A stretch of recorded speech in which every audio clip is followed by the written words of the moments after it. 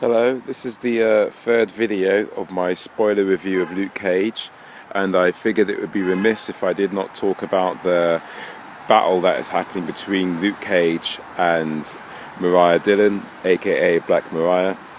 That is actually happening in the media. That is where Black Mariah has her powers, so to speak. She's able to get the attention of the Harlem citizens via the TV programs that they watch, or rather the news programs that they watch, and tell them how to feel about the situation with Luke Cage, in that he is a threat, and that they don't know much about him, and that they have to do something about the superpowered element. She's doing all this so that she can justify getting weapons into the hands of the police, so as to render Luke Cage vulnerable to attack, which I think that's quite a clever thing that the show's done, because like Superman, Luke Cage as a character presents a very big problem for writers, in that if he can't be hurt, how do you make a character like that sympathetic? Because I can't relate to someone who has unbreakable skin. Fortunately, and that has been done for Superman on quite a few occasions, even though a lot of people seem to be completely unaware of this, and they should. You can hurt him emotionally. You can hurt him through the people that he cares about. You can tarnish his reputation. You can make him susceptible to defamation of character, which stops him from doing what he does. And in this case with Luke Cage, is quite effective in neutering his ability to even be on the street and be seen. He has to wear the hoodie so that people don't recognize him.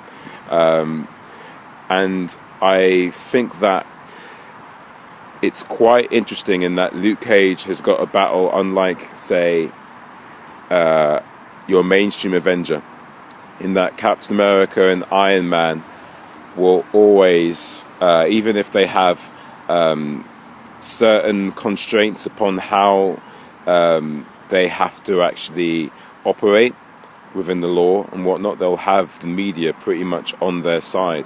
Even during Civil War, there was, and I don't know if you've seen Civil War or not, so you may not want to watch the rest of this video, because I will talk about Civil War spoiler-wise.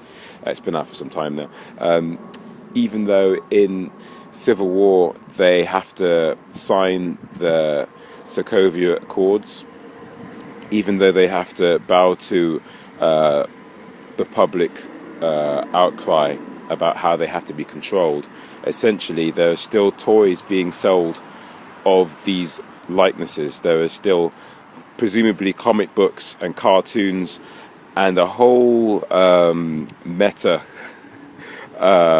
industry that supports those characters in their existence, and that they should be saluted and acknowledged as being heroes. Whereas in Luke Cage's world, he is always on the run. He's very much your typical blaxploitation character, in that he has no real standing in a conversation around the dinner table. He's not going to be seen as someone who should be saluted.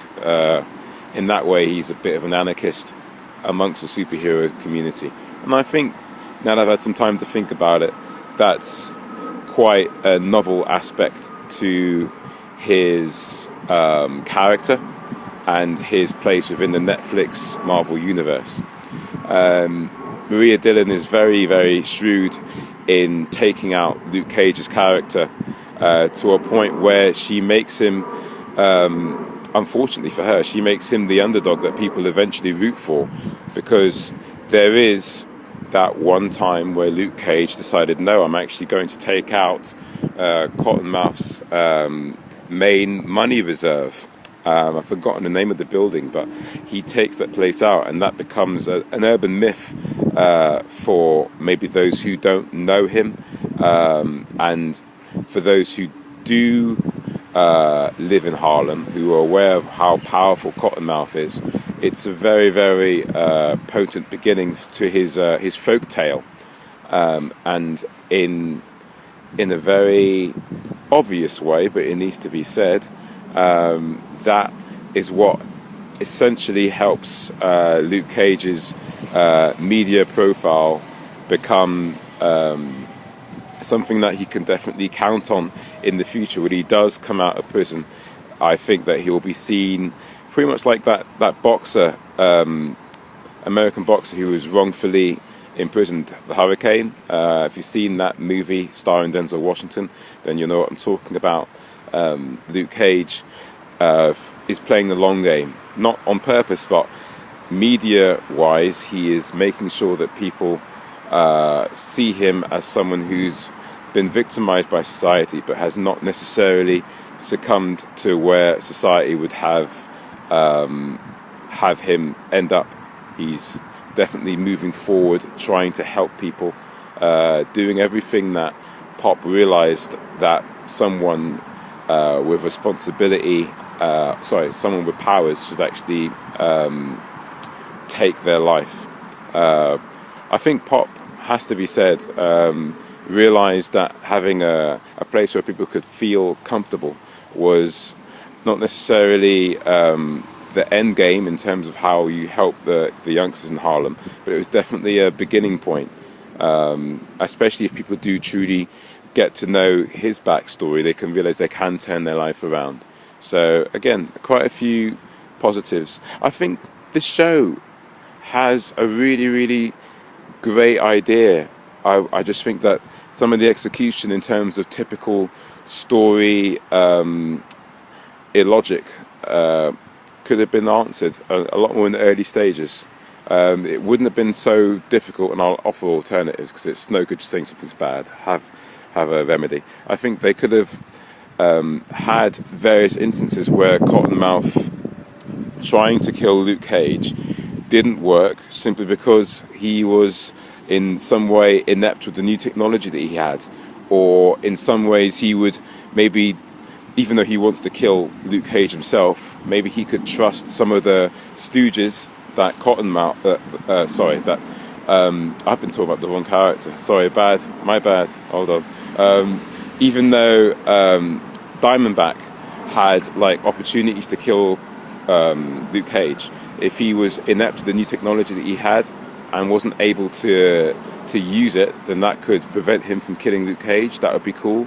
The suit could malfunction at certain points, or maybe the gun that he was shooting the bullets out of, because it's made by Justin Hammer, wasn't working correctly. If you didn't realize that Justin Hammer is that bad guy, secondary bad guy in Iron Man 2, who is making technology that was supposed to rival Stark, but Justin Hammer's not as good as Tony Stark, and so his technology would always go wrong. They had plenty of opportunities there to help Diamondback's motivation to kill Luke Cage be thwarted or stopped by outside elements.